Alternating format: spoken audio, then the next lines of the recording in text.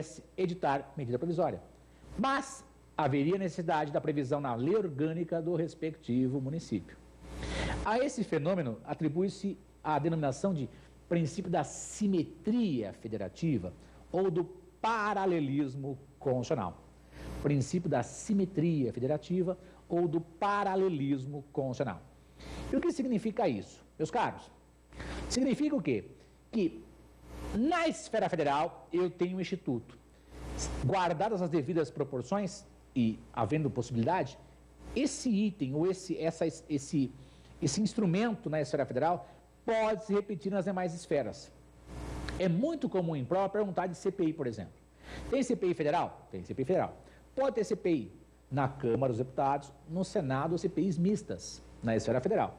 Pode ter CPI estadual? Pode ter CPI estadual, feita na Assembleia Legislativa. Pode ter CPI lá no Distrito Federal? Pode. CPI feita na Câmara Legislativa. Pode ter CPI municipal? Pode ter CPI feita no âmbito da Câmara Municipal. Agora, importante, meu amigo, Tribunal de Contas. Tem Tribunal de Contas da União, Tribunal de Contas dos Estados, Tribunal de Contas da DF e pouquíssimos tribunais de contas municipais. Eu estou dando exemplos de institutos que existem na esfera federal e que podem ser levados às demais esferas. A medida provisória é a mesma coisa. Não existe proibição para que haja medida provisória na esfera estadual, lá na esfera distrital e na esfera municipal. Agora, o que vai ter que se adaptar? Os requisitos, as proibições, os prazos, para não ficar algo solto e totalmente incontrolável. Então, pode haver MP estadual? Pode haver. Pode haver MP distrital? Pode haver. Pode haver MP na esfera municipal? Pode haver. Agora, esses institutos devem estar previstos nas respectivas normas fundamentais, na Constituição Federal, na Constituição Estadual, na Lei Orgânica Distrital, na Lei Orgânica dos Municípios. Tudo bem até aqui? Então, existe a possibilidade de medida provisória nas demais esferas. Agora, o que é trivial e comum de se perguntar em prova? Medida provisória, quem é que cria? Só o presidente da República. Requisitos: relevância e urgência. Tem proibições? Tem proibições com relação à medida provisória, sim, que estão no parágrafo 1º do artigo 62. Essas são as principais proibições que têm incidência em prova. Eu preciso que você decore isso, hein? Por exemplo, medida provisória não pode tratar de direito penal, processo civil. Não pode tratar de direito penal, processo civil. Medida provisória não pode tratar de matéria de lei complementar. Não pode tratar de matéria de lei complementar. Tudo bem até aqui? Então, o que nós vimos até agora? O Poder Executivo no Brasil, se você quiser pegar artigos da Constituição para checar, você vai olhar, se você quiser, do artigo 76 até o artigo 91 da Constituição. Do artigo 76 ao artigo 91, tem os artigos que tratam especificamente do Poder Executivo e que tem muita incidência em prova. Ok? Vamos avançar para o próximo bloco. O próximo bloco é o X da questão. Questões de prova que separamos para conversar com os senhores agora. Vamos lá?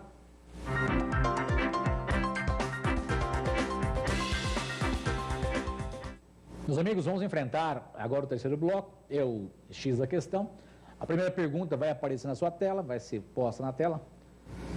Veja lá o texto, prova recente da ordem, né? 2008, né?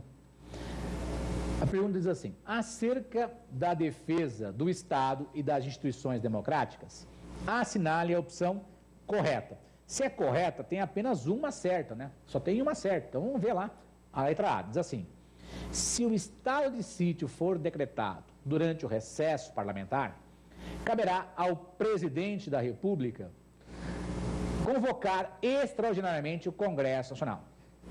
Bom, meus caros, vem aqui com o tio aqui. Quando se fala em estado de sítio, eu tenho que olhar o artigo 137 da Constituição até o artigo 141. Tem duas situações no estado de sítio, né?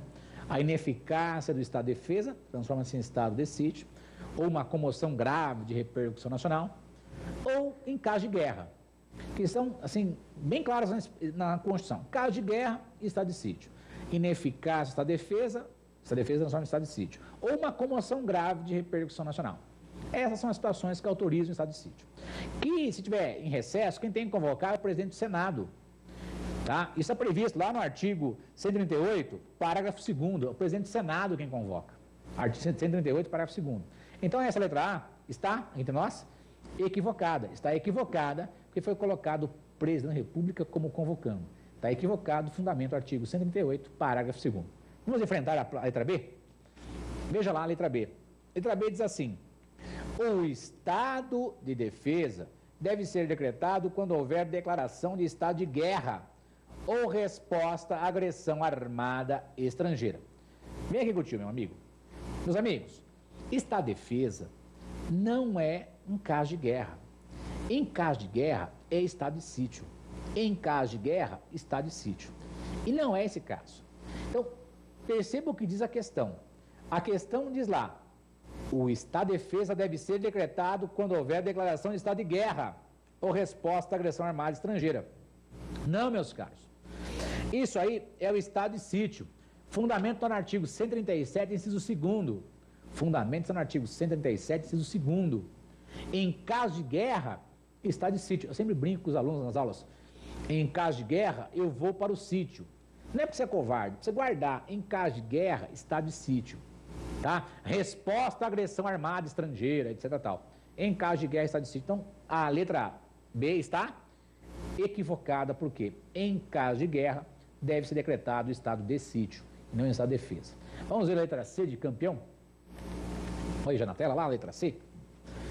Diz assim: tanto no estado de defesa quanto no estado de guerra, as atividades dos parlamentares no Congresso Nacional devem permanecer suspensas. Xiii, meu caro, vem aqui comigo. Se for em caso de estado de sítio, caso de guerra, estado de sítio, ou estado de defesa, o Congresso Nacional tem que permanecer funcionando. É a previsão expressa do artigo 136, parágrafo 6º, 136, parágrafo 6º, e artigo 138, parágrafo 3º. Decretado estado de defesa, estado de sítio, o Congresso tem que permanecer funcionando. Portanto, essa letra C está equivocada. Também está errada a letra C. De modo que, vamos ver se a letra D está certa. Vamos lá checar lá a letra D. Vai aparecer para vocês a letra D? Isso, letra D. Diz assim: a decretação do estado de defesa é autorizada para preservar ou prontamente restabelecer em locais restritos e determinados a ordem pública ou a paz social ameaçadas por grave e iminente instabilidade institucional ou atingidas por calamidades de grandes proporções da natureza. Meus amigos, o texto é longo, mas é o texto expresso do artigo 136 do caput do artigo 136 da Constituição. Portanto, meus caros, essa letra D está correta.